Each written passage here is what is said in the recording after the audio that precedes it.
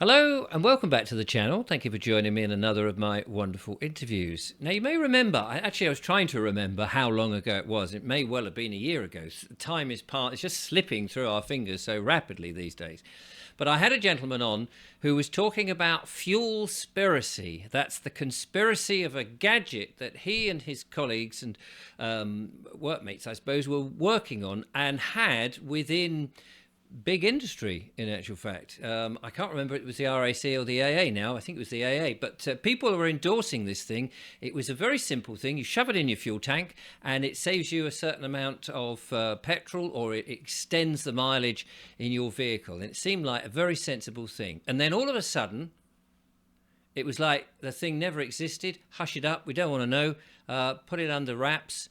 And as soon as my guest was trying to sort of find out what was going on, it was like, shut up and stay away. And we've kind of heard these stories before, but this is something in the times where everyone's being forced to have electronic vehicles, you know, in the days when the government want to dim the sun but have solar panels everywhere.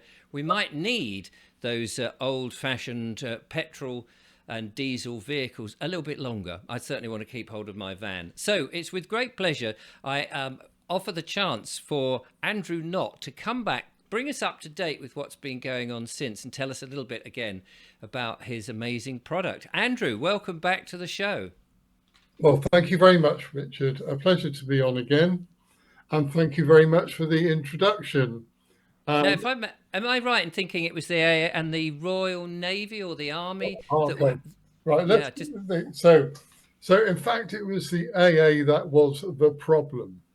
Right, that's right.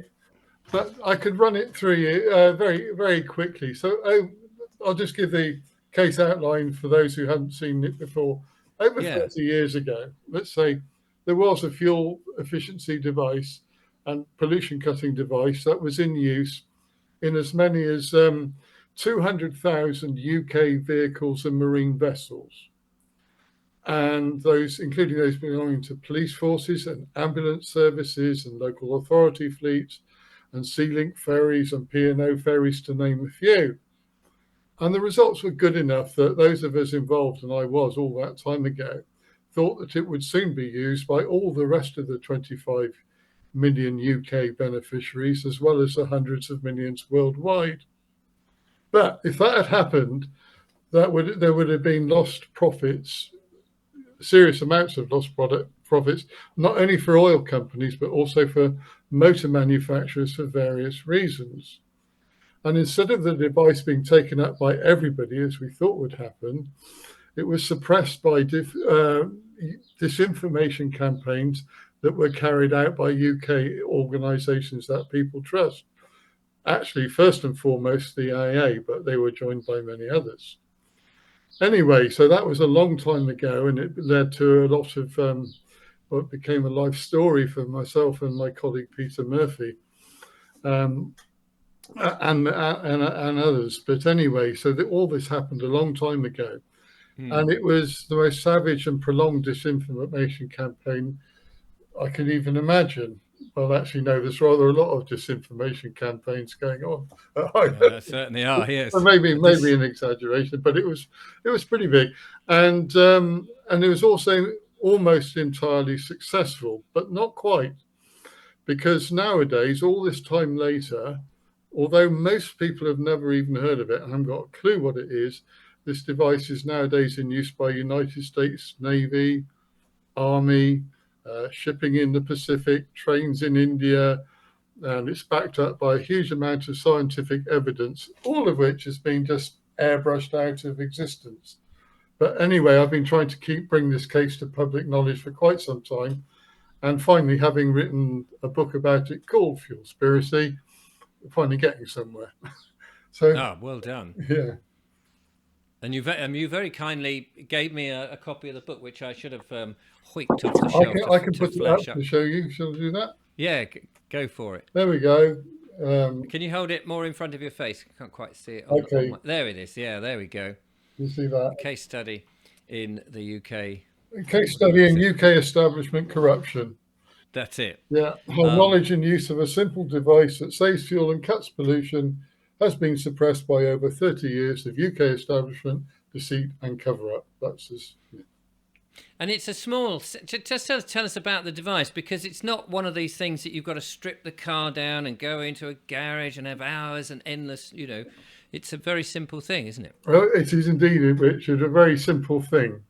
And so as simple as that, can you see that in front of the Yeah, that's it. That just there. yeah. Perfect. I mean, there are various versions of the device, but And what that's would you it. do with that? Okay, It Richard. looks big enough to swallow, that thing. It, it's very pretty actually as well, isn't it? Very nice. Yeah. Absolutely. Well, what needs to happen with this is it needs to go in the fuel tank of a Right. vehicle or a motorbike or a lawnmower or an outboard engine or Anything that's anything operated that on. uses fuel. It must And go that's into diesel or petrol. diesel or petrol. Yeah, diesel or petrol, even paraffin, you name it. It works on anything that's made of hydrocarbon, Right. anything hydrocarbon atoms. It must go in the tank. So, and Yeah. usually it's a very, very easy thing to fit. I have to say, there are cases that are slightly different where it's not so easy to fit, but it still can be generally done. But in most cases, it is drop in the tank and that's it. But you do need to be aware that in some cases, you've got restrictions in the pipe between the fuel filler and the Right. and Yeah. then that's an issue, especially in cars, some cars. So I do like to point that out because I don't want to pull the wool over anybody's eyes about No, it. they think it's in, but it's actually not quite got into Yeah. the tank. And if it's Yeah. not in the tank, it's not going to work. And if it is in the No. tank, it is going to work. So sometimes it's a DIY job if you're talking about cars. Other times, um, professional help is needed, usually half an hour or an hour. But anyway, it works and it basically does improve performance and cut pollution. How does it work then? Because anybody watching that and think, does it dissolve over a certain period of time? Is it filtering the fuel? Is it reacting chemically with what's the process then? Okay, so here it is again, this tiny Yeah. thing. Yeah. So how does it work? Well, it is a catalyst, and that means it doesn't wear out and it doesn't run out. Well, it might do eventually, but it's got a very, very long life. And what actually happens is it's a dissimilar metal catalyst. And where it came from was actually the Royal Air Force in World War II. They used it because what they did, they sent Hurricane aircraft that needed high octane fuel to Russia to operate when they were fighting the German aircraft that were bombing Allied fleets around the north of Norway. And what actually happened when they got there, the Hurricanes needed high octane fuel, high quality fuel. When they got there, only low quality fuel, low octane fuel was available, and the planes could not work properly at all. So Right. what actually happened then was they sent an engineer, the RAF did, who worked with Russian chemists, and they knew about tin in fuel. And tin has various effects on fuel, all of which are beneficial. And between them, they developed this, which is a catalyst, which is not just tin, there's also antimony and a couple of other trace metals. And basically, it's setting up a chemical reaction between it and the fuel. Now, one way of explaining, or one effect is a galvanic, like an electrical current. Have you ever, a lot of people say yes to this, you might not, but ever had an amalgam filling in your mouth and bitten into a chocolate wrapper, a foil wrapper? Have you ever done that? I have. Yeah. And you go, don't you? Yeah. Well, that is the dissimilar metals between the foil and your filling, setting up an electric current that is then going into your nerve. And it's doing this. I'm not sure there's any nerves left in my teeth, but anyway. I've had one or two root fillings myself. If that what yeah, but yeah, so that's what it's doing. It's setting up Right. an electrical current, but there's more to it than that. And Yeah. I am not the chemist, not at all. Peter Murphy, my colleague, is. Well, he will give you a far more detailed explanation. But that's one physical effect of what it does to fuel. But another thing that an end result of that is fuel is made of hydrocarbon molecules, to burn, they need to combine with oxygen molecules, and you get a better combination of the two. You get better bonding when you've got this device. And on a tank of petrol, what would that would increase the amount of mileage you get by X%? Yeah, it well, yes, and I I like to be very careful. I don't want to pull the wool over anybody's eyes. There are No. times where you can get a very substantial fuel saving, at other times modest, but the real advantage of it, or there's several. One is that you emissions go down. That's important. Like the Yeah. toxic emissions Yeah. go down. That's the thing, because they're made of unburned fuel. So more fuel burns, there's less unburned fuel going through the system. So that is a thing. And the other effects are keeping the engine clean, because obviously you get carbon buildup in engines over time. That makes an engine less efficient as it gets older. Well, those are cleaned out. A bit like, so the oil companies advertise much more expensive fuel that will So do this job, and this will do the yes. job, except you can use cheap ordinary fuel. So really and truly, this is something that Sadiq Khan should give to every motorist, and they wouldn't have to bother with his ULEZ nonsense, the clean air zones, Well, because yeah. there's the answer, Sadiq. I know he's an avid watcher of my show, finds it really fascinating, as indeed all the the military and everybody. But that would be the answer. The question I was going to ask you then, and you've kind of half answered it already, is why isn't this in the petrol pumps rather than in the individual cars? Why is not the petrol just gone through this process and then sold to us as super duper? Or would, if they do, they just stick the price up? Right. Okay. Well, various reasons to do that. It does need to be in the actual fuel that's in a vehicle or a vessel or whatever it is to work. And Right. but funny enough, they do use catalysts, not so different from this, or catalysts anyway, in the oil refining process. Catalysts are used widely. This is Ah, a slightly different catalyst that sits in your petrol tank. right. Okay. Yeah. So yeah, I was just thinking, there would be fewer petrol pumps than there are cars, and so therefore, hmm. if they did it then, but I guess it's got to happen relatively locally, I suppose, to the combustion process. That's it. It's got to happen locally to the combustion process, and also, well, I mean, I could go into it if you like. There's various reasons why all companies don't like this product. Anyway, so Right. they're not going to use it. Obviously the savings of money now that they've established that a gallon, does anybody use gallons anymore? A gallon of petrol or whatever, or a carrier bag of diesel, whatever it is, will go on average this amount of distance. And if you use your thing, people are going further, so they lose money. So I can see that argument. It's also cleaner, so that people don't have to change their cars quite so frequently. The engines last a bit longer, presumably. Yeah.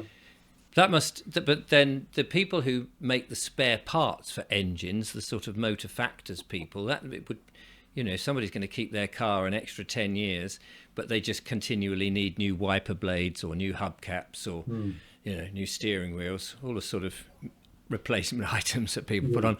That would keep them happy. But the manufacturers of cars, because they just want to continually churn out new something and get them replaced every 3 years. Oh yeah, they do, and it's just not cars either, is it? It's everything. Is that which is ridiculous when there's so many people, Yeah, and we're just raping the planet for all these resources, yeah, and then it all goes into landfill. that's right.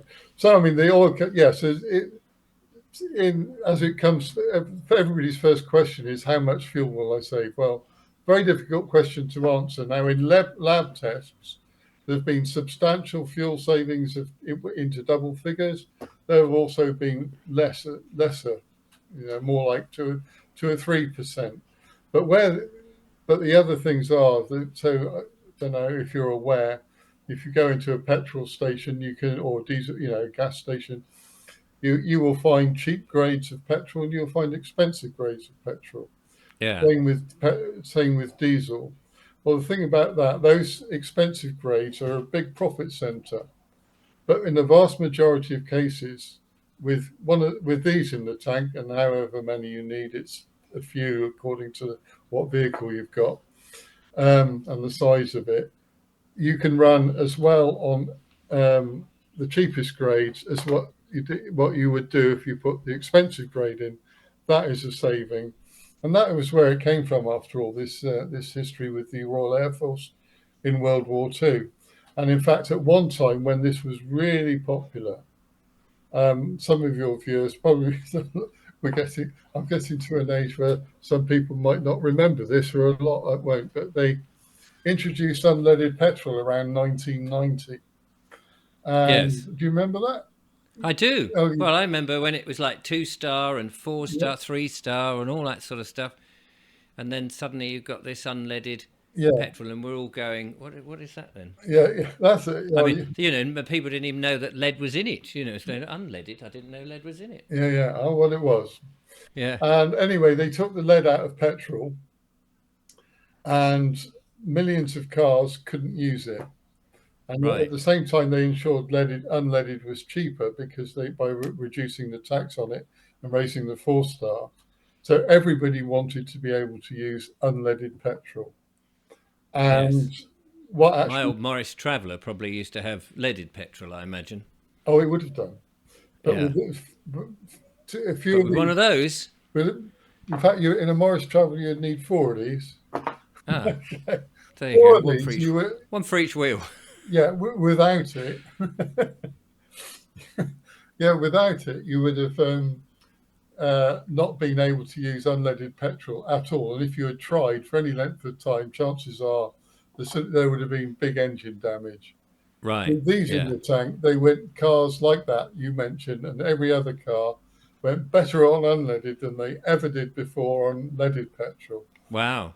That's why the police forces were using it, and the ambulance services and everything else. And it So they goes could into accelerate quicker and get through traffic and all of that, as well as their lovely all of blue that as lights. well. Blimey. And it overcame this problem. But Yeah. this is where the book goes into the detail of it. That was exactly what not only the oil industry did not want, it's what the motor industry did not want, because of the unleaded issue at that time. There was a bonanza in replacement parts for so you could run on unleaded, but this product meant you didn't need them, and even cars were going obsolete well before their time because of this issue, but they weren't obsolete anymore, and that incurred the wrath of the motor industry, which actually was probably, if anything, at first more of a problem than the oil industry was. But what did happen was that suddenly, all when it was really taking off in a big way, and it looked like, wow, this is going to happen, that's when suddenly the establishment kicked in with everything they could throw at us, and they didn't relent for years, and eventually, well, I hate to say it, but I mean, brainwashed the public, something like Yeah. that. The question I want to ask is, can people still buy these things? Oh, well, yes, they can. That there is one thing I would like to say though. Hmm. It wasn't my device because it was invented in World War II, and I wasn't All alive right. then. No, no, fair But it's enough. certainly No, something that it's been the story of it's my not. life. That is for sure. It's But not something that people can make up if they knew the recipe, as it were, a bit of tin and a bit of this and a bit of that, and wrap it into a coil of some, and then just drop it in. uh, right, okay. Well, yes and no. It wouldn't be Right. easy, but it can be done. Yeah. It is. It was patented in the 1960s for the first time, and uh, and after that, it was very much a proprietary thing. But eventually, the technology came in the public domain, um, and since then, yes, people can make them. and a lot of people did, but they didn't really get very far with it. Nobody did, because the whole regime made sure that you couldn't, because they didn't want Right. these things to succeed. But actually, yes, so there are, you can get these, and I have to be honest that I started this story because, or I wrote the book to get the story out, because we all have seen in the last 5 years in particular, so many people have seen the realities of the system that we live under. Mm. My colleague and I, well, we've experienced it firsthand on the receiving end for 30 years, really, or more. And I really thought it would be good to try and use it to wake people up. And it certainly has worked quite well at times. So I'm pleased about that. My interest was not in selling the product, but actually, what did happen was I got connected over a year ago with an extremely capable engineering designer who has completely, with a team of experts using our knowledge going back decades and modern technology, have come up with a version that we believe will soon be seen as an advance even on the products that have already been out there and that I was involved with, and which definitely worked. And certainly early results are very encouraging. And yeah, there is actually a way to it from my website, which is fuelspiracy.info. Um, but yeah, so that's it. There are various little enhancements of the original design for a stronger reaction, and it's all to do with surface area of the metals contacting fuel. So yes, I do supply them, and I'm not alone in supplying them Uh, either. I have to be absolutely. so if you've put one in and you literally drop it into the tank, or several of them, Yeah. there's me with my Morris Traveller, let's say, going back in time, and I drop four of them in, and then I think to myself, do you know what, I'd rather not have them. Can you get them out again? Um, uh, uh, yeah, if you're prepared to remove the petrol tank and fish them out, Right. you could. But Yeah. there would be absolutely no reason ever to do that unless you wanted to put them in another vehicle. Oh, I see. Yes, of Yeah, course. that, and some people have done that, but I mean they're not expensive anyway, and No. it costs more to do that than it would to Yeah, fit I them. mean they're not blocking the pipes or anything like that. Presumably at the bottom of the fuel tank there's a grill in which no crap can get through, Yeah, you yeah, know. absolutely. Oh, yeah, yeah. No, they won't go through any filters, Yeah. and the pump is also these days in the tank, and it's pulling up fuel from the bottom, and we fit it outside the pump, so there's no issues with that. I can honestly say that in 36 years, covering thousands, tens of thousands of cases, I have yet, and I don't believe there is any problem there ever has been with anything like that. The only Right. I do, the old ones that we supplied were actually much larger, and the only ever thing I ever heard of that with anything like that were with minis, old Oh. minis. The petrol tank was under the back seat, and they were the old-fashioned ones were more like that. Oh yes, that's what But you right, showed me last time. yeah. Well, that's all we had, and just occasionally in minis, uh, especially if the tank was empty, somebody would come to a stop at a junction, put their foot on, and they'd hear the thing rolling. Oh, I see. But you don't get that now, no. Right. Yeah. Oh, okay. I suppose what people are going to be then thinking, okay, what sort of price are you looking at? Not necessarily a ballpark figure for these sort of things, because obviously it depends how many you're going to need per car and all of that. But I guess if you've got it in your car and you sell your car, that's another consideration, isn't it? Because you're selling it now super enhanced. Well, if you've got a ride-on lawnmower, then it's Mm. going to be £12.50 plus the postage.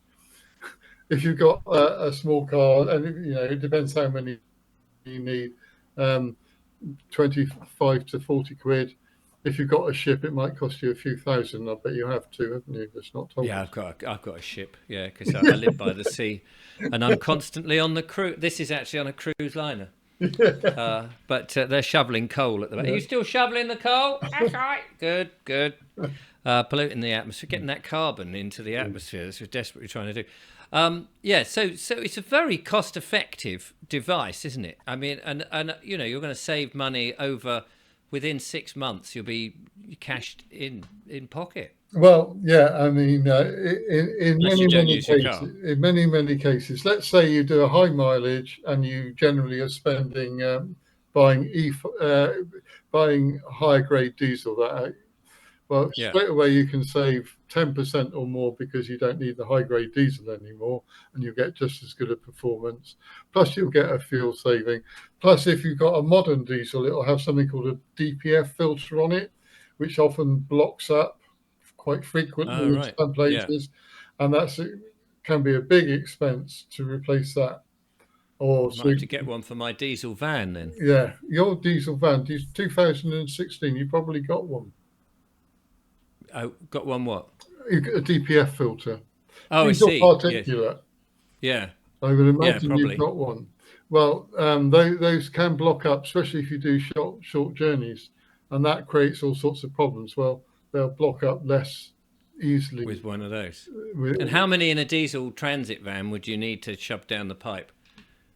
Um, uh, so diesel transit van, probably these little ones. Um, how many? We go on engine size. So it's probably what, a 2 litre van. Probably. Five of Don't those ask you'd me. need. 5 of those. 5 of those. Yeah. Yeah. Oh well, we'll have to negotiate later on. I'm sure And we can do something with that. Yeah. if you've, I imagine it would cost you probably if it was me and I was selling them, I would sell, let's say, £1,000 for a Tesla, just just for the stupid value of somebody buying. And where do I put them? Yeah. Just put them in the tank. Yeah. Actually, I don't have a tank. It's a Tesla, No. isn't it? Yeah, so no use to EV owners. Yeah. Yeah, unless they have magnets and they can just prettify the side of the car, which would be quite fun. Yeah. That's right. Yeah, but this, I mean, what a clever thing. I mean, and it is so sad that really the industry, is always looking for the biggest profit and not really the consumer. Yeah. Well, that's yeah, and the industry and their friends. Yes. And so I think anybody who's read this has gone definitely names and named the precise actions that they took to stop this going no further back in the 90s, when without the disinformation campaigns against it, everybody would have used it because they would have been stupid not to, really. Yeah. But it does go into very great detail about all the vested interests and exactly what they did, but more specifically, how the allegedly or supposedly consumer loyal organizations were not loyal to consumers. So we put Right. it that way. And that's really it's always been And so you're selling the book, yeah. the book of, yeah. People can get hold of the book and through the website. Yeah, through the website, Richard. Yeah. And also the little gadget itself. Yeah, well, yeah, so there's a fuelspiracy.info. There's also another website I've got called fuelcatalyst.co.uk, which can be reached through the Fuelspiracy website, and the book can be bought from the Fuel Catalyst website, and the product can as well, and all the practical information. Is it worth your while to fit it? Well, generally, or very much more often than not, it is. But if you've got a car and it's not going to last very long and it's going to be difficult to fit well, I would, Yeah. Then no. And one of the things that we all have to do every year, of course, as well as insure ourselves, is to go through the dreaded MOT. And the emissions, of course, is one of those things they do like to sort of capture you on. So if you've got an MOT coming up, I presumably you want this to be running in the vehicle for a little while before you take it in. But that will help with your emissions, presumably, would it? Oh, definitely it helps with the emissions. That's right. It really does. The toxic emissions. Yes, It which won't is what help they're with looking for. CO2, but as you and I know, that's not toxic. That's the No, opposite. In fact, no, absolutely. I always start my van right in front of the vegetable patch, and I can tell you, my my cabbages are huge. yeah, well, yeah, exactly. So, Probably, probably don't taste very nice, but yeah, but, they're huge. but it will help reduce unburned hydrocarbons. It will help to reduce carbon monoxide. It will help to reduce diesel particulates, all the Right. things that Sadiq Khan doesn't want, Yes. and Yes. nitrous oxides, NOx. There's a lot of tests and reports showing significant decreases in and all of these things, the nasty stuff. Yes. Carbon dioxide, it doesn't really make any difference one way or another, but we wish it That's not actually produced more carbon dioxide, don't we? Because absolutely. we know. Yes. We are astute people. So, well, this is brilliant. I mean, it is a no-brainer, really. And if one could persuade people like Sadiq Khan or these people, I mean, obviously, they're in a different pay grade from different organisations than they pretend to be. We know that. But in a holistic world in which everybody is honest and fair dealing, this would be a perfect thing for cities, people who live in cities and big urban areas, for those reasons you've just explained, that it would reduce all the nasty gases, and because that's the short journeys that people make is where their vehicles very often gets all blocked up with all these silly things. Whereas if you're doing motorway driving a lot, you clear the lines, don't you? Oh, absolutely, yeah. So, and it's that around town that it's even more Yeah. advantageous. There's all sorts of things. I mean, I have to be absolutely honest. A lot of the time, um, the general experience, people do notice a crisper performance, and that's about it. When I was on your show last time, this was an Yeah. interesting one. I got contacted by people from Switzerland, and Ah. English, wonderful people. I actually went out there, and they, one of them, Daniel, he's English. They've lived there a long time, by the way. Their residents have been for decades, but he lives a long way up a mountain, Right. and he's got, I think, various vehicles, but one of them is a small runaround that that he uses, but it's not a very powerful car. And getting up to the top of the mountain was a struggle. I said, this does is that actually one thing it does, it helps fuel molecules combine with oxygen molecules. Well, at altitude, you've got far less oxygen molecules. Oh, I see. And at that altitude, it makes a tremendous difference. And he says, literally, as soon as they're fitted, it was a difference between night and day. Gosh. And that can happen. But on the average user, I would hate to promise that. The No. normal thing is just a little bit crisper. And if you've got some things like motor scooters or small engines, it's a big difference. Right. It is a Oh, no straight interesting. away. If you've got your Rolls Royce, Yeah. it's already so powerful, Richard, that your Rolls Royce, Right. you put it in that, you won't notice much difference. Right. So yeah. So if you're trying to get up to the top of Mount Everest on a 50cc scooter, Yeah, you'll be up there like a shot. You'll be passing that's Chris exactly Bonington right. and going, Yeah, "All right, mate," or whoever it yeah, is. well, Was certainly, the other? yeah, that's it. So, yeah, it's important to realise that results vary. They can be spectacular.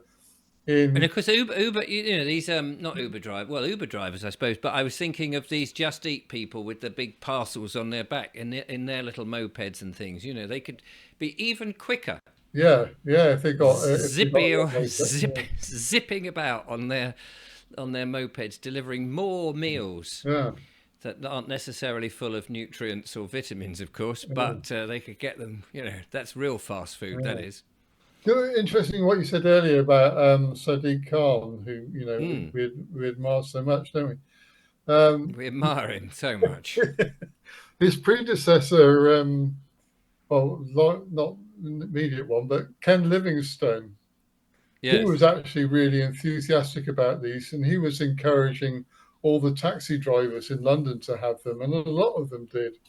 Going back Wow. 20 years, Yeah. that was probably. Yeah. Good old Red Ken. Red Ken, yeah. Yeah. He did something good. Yeah, he did that. Isn't it funny, isn't it? You Isn't mentioned it that. strange? So Sadiq Khan, though, I don't know. Not sure he will No, encourage the idea. no idea. They don't do they do what they're told, really.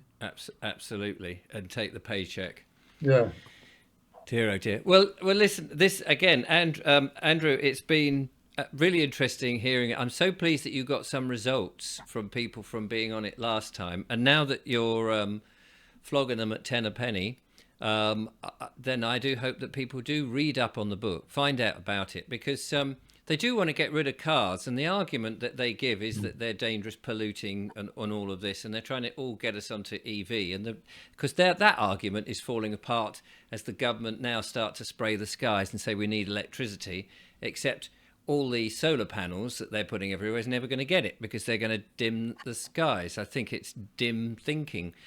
So we will be using our diesels and our petrol cars probably a lot longer until we see the free energy cars come out, which will upset the Tesla drivers. And so this is the sort of thing that could be a big... You may be very busy in your back office knocking these together. Oh, yeah, they're made by by the Yeah, engineer I mentioned. I'm sure you're not in the back there Yeah, soldering yeah, bits of but, wire. yeah, but also, I think the story is important as well. It's just No, been so absolutely. out I of, mean, because this is the sort of thing that happens a lot, isn't it? it's been People so put out of, innovative ideas to help people. If it affects the profit of big business, they want to shut it down, and that's the well, important yeah. message, isn't it? Well, that's exactly. And when I got involved with this all those years ago, that's exactly. I had no idea about any of this, and I don't Mm. think many other people did either.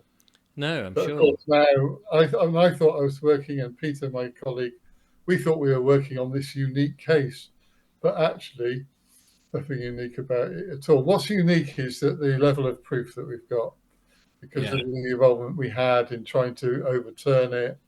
And in those days, all the organisations that did the dirty, in those days, they would actually correspond with you and reply to you. And that's what they did. And because of that, we've just ended up with masses and masses of evidence. Yes. Of course, now they just refuse to communicate. Yeah, they don't But want to in those days, they incite did. And themselves. whether it's the AA or the Department for Transport or all sorts of organisations, they've all shown their true colours and confirmed it in writing. And this is what Yes. I think is really important, because I've had a lot of conversations with people who don't believe in conspiracy theories, but not one of them has attempted to challenge this when I've gone through it with them. Right. Brilliant. Well, there we are. Fuelspiracy is the book, available at the website, which is fuelspiracy.info. I'll put the link in the description. You can go and check it out. And of course, how about those lovely little gizmos that go into the tank? Very easy on most vehicles. Andrew, thank you so much for being my guest today and bringing us up to date and telling us all about it. What a journey, he says. It's only Excuse the pun. 36 years, Richard. That's nothing, is it? I mean, I could have done 2 murders. Well, that's very true. We'll talk about the murders in the next show of how to get away with murder. I could have done 2 And life sentences, couldn't I? Pretty much. yeah, I know, it's terrible, isn't it? To Yeah. think all that time, it just slips through your fingers. Time does seem to have sped up somewhat. Andrew Not there, ladies and gentlemen. I will be back with more wonderful interviews and, of course, my monologues. But until then, from Andrew and I, thank you for watching, and we will see you in the future. Thank Till you, then, Richard. Thank my you. pleasure. Bye. Goodbye.